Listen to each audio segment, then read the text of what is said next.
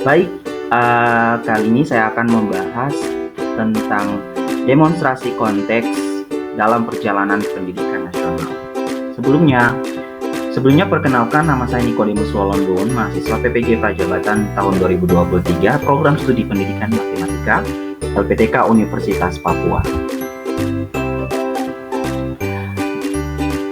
Yang pada intinya, tugas ini merupakan mata kuliah dari Filosofi Pendidikan Indonesia yang diampu oleh dosen Ibu Jenny SPDMSC. Baik, berbicara mengenai pendidikan Indonesia, tentunya sangat beragam, mulai dari sebelum merdeka hingga sampai sekarang, kita dapat merasakan kemerdekaan di tangan kita masing-masing. Di sini saya akan berbicara atau membahas hasil demonstrasi kontekstual perjalanan pendidikan di Indonesia. Membahas mengenai pendidikan di Indonesia pasti tidak luput dari kata merdeka belajar, tujuan pendidikan, profil pelajar Pancasila, serta pendidik dan siswa. Kita masuk pada yang pertama, yaitu konsep dari Merdeka Belajar sendiri. Merdeka Belajar adalah kebijakan program dari Kementerian Pendidikan dan Kebudayaan Republik Indonesia yang dicanangkan oleh Menteri Pendidikan dan Kebudayaan Republik Indonesia Kabinet Indonesia Maju, yaitu Bapak Nadiem Anwar Makarim pada tahun 2019. Program ini bertujuan untuk memberikan kebebasan kepada peserta didik, guru, dan lembaga pendidikan dalam menentukan jalannya pembelajaran.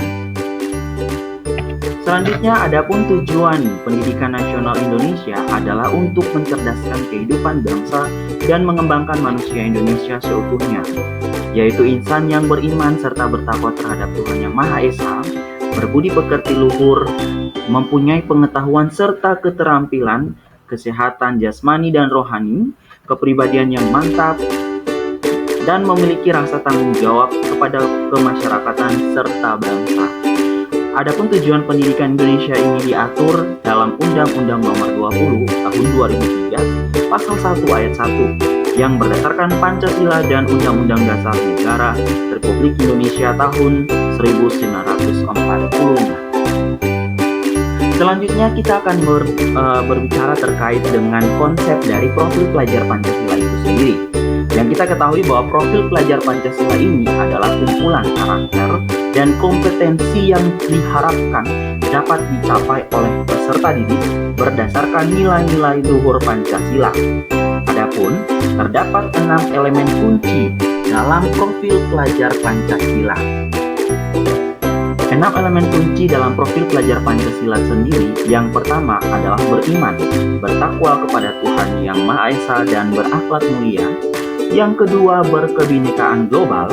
Yang ketiga, bergotong royong. Yang keempat, mandiri. Dan yang kelima, bernalar kritis. Serta yang terakhir adalah kreatif. Profil pelajar Pancasila ini bertujuan untuk membantu mewujudkan visi misi Kemendikbud dalam meningkatkan mutu pendidikan sekaligus menerapkan nilai-nilai Pancasila bagi para pelajar Indonesia. Selanjutnya, berbicara mengenai pendidik dan siswa, di mana konsep pendidik dan siswa dalam pendidikan memiliki peran penting dalam kehidupan. Pendidik adalah pendidik yang profesional dengan tugas utama mendidik, mengajar, membimbing, mengarahkan, melatih, menilai, dan mengundang peserta didik pada pendidikan anak. Tentunya siswa atau sebagai pembelajar adalah anggota masyarakat yang berusaha mengembangkan dirinya melalui proses pendidikan pada jalur jenjang dan jenis pendidikan tertentu,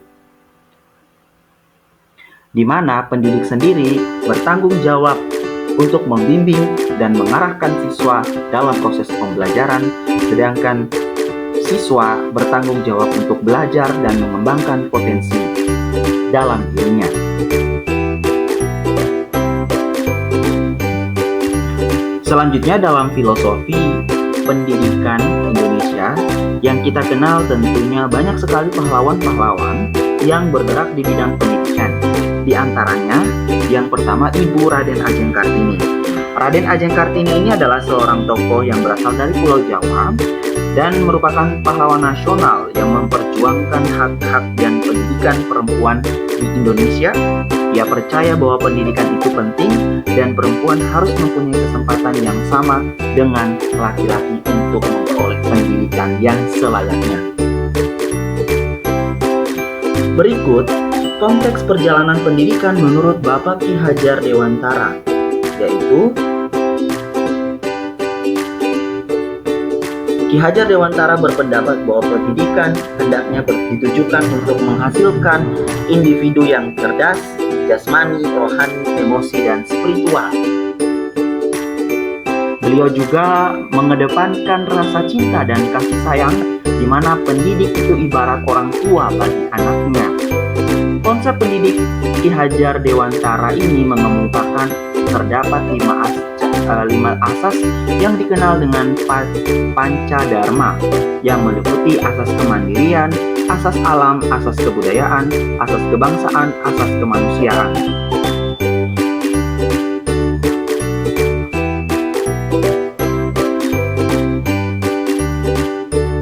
Selanjutnya, Ki Hajar Dewantara ini juga mendirikan Sekolah Taman Siswa pada tahun 1922 yang menekankan pentingnya pendidikan nasional dan bertujuan untuk menghasilkan individu yang cerdas, jasmani, rohani, emosi, dan spiritual.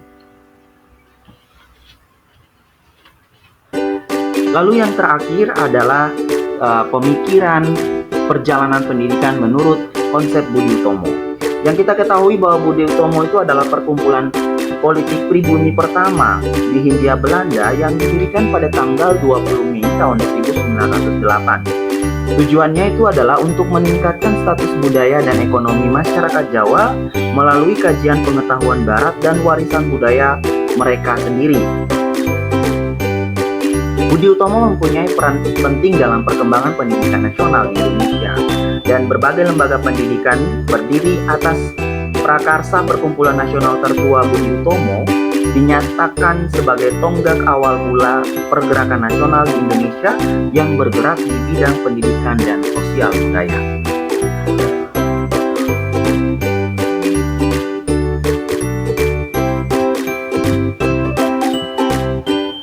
Selanjutnya yang kita ketahui, sebelum kemerdekaan, tentunya pendidikan itu pada tahun 1854 Masehi, sekolah itu hanya untuk para calon pegawai. Sekolah hanya untuk para kaum laki-laki. Selanjutnya, tahun 1920, Sekolah Taman Siswa sebagai jiwa rakyat untuk merdeka dan bebas. Lalu, bagaimana sesudah kemerdekaan yang kita ketahui sekarang ini? Di mana sesudah kemerdekaan itu, yang pertama sering terjadi kebijakan adanya kurikulum yang selalu berganti. Yang kedua, peserta didik memiliki hak yang sama dalam proses pembelajaran. Hak yang sama dimaksud ini adalah ketika guru mengajar, guru tidak boleh memilih-milih perkembangan atau memilih-milih karakter-karakter siswa, tetapi guru harus mampu menyamaratakan persepsi kepada siswa-siswa yang diajarkan. Selanjutnya, guru fokus menyelesaikan materi.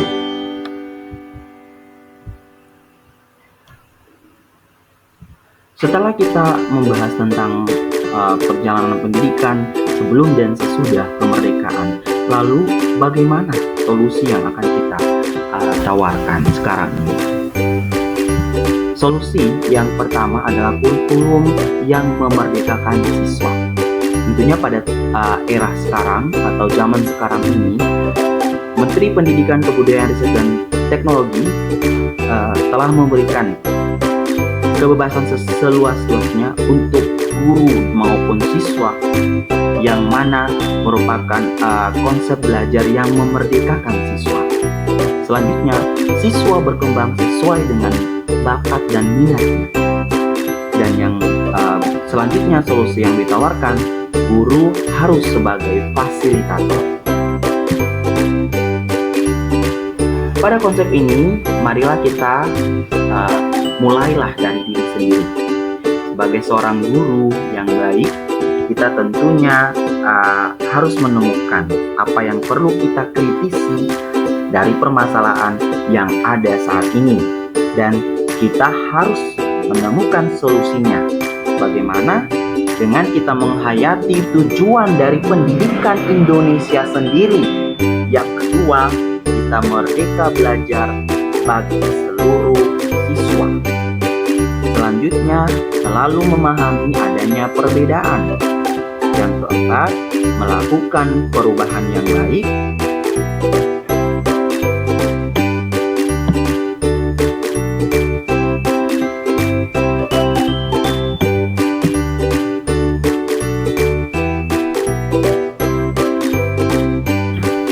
Selanjutnya, tentu kita harus percaya diri dan menghargai setiap prosesnya. Oke, dan berikut ada konsep dari guru yang terbaik. Dalam perjalanan pendidikan Indonesia, tentunya kita juga harus menjadi teladan atau menjadi seorang pendidik yang terbaik.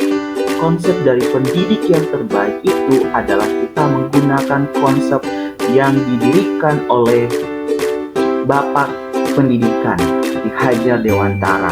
Yang pertama adalah Ingarsa Sungtulada, yang dimana sebagai pendidik yang di depan kita harus memberikan teladan kepada siswa-siswi kita. Berikut Ingmadia Mangunkarsa. Sebagai pendidik kita harus berdiri di tengah-tengah dan harus membangun ide-ide dan gagasan kepada siswa-siswi kita.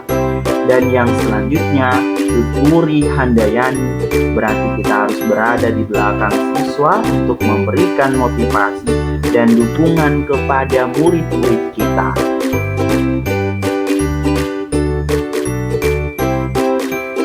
Tentu sebagai seorang pendidik, jiwa-jiwa yang memiliki kecintaan kepada siswa-siswi kita harus memiliki dan harus melakukan hal-hal yang sebagai berikut. Yang pertama, sebagai seorang guru, kita harus rajin mendidik anak didik kita.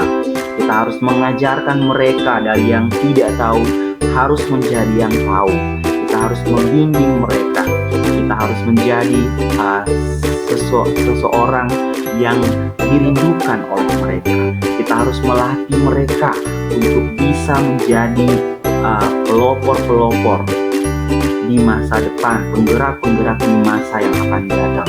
Kita harus mengarahkan mereka dan tentunya harus ada evaluasi juga. Demikian presentasi hasil demonstrasi konteks perjalanan pendidikan yang dapat saya presentasikan pada kesempatan ini. Semoga bisa bermanfaat.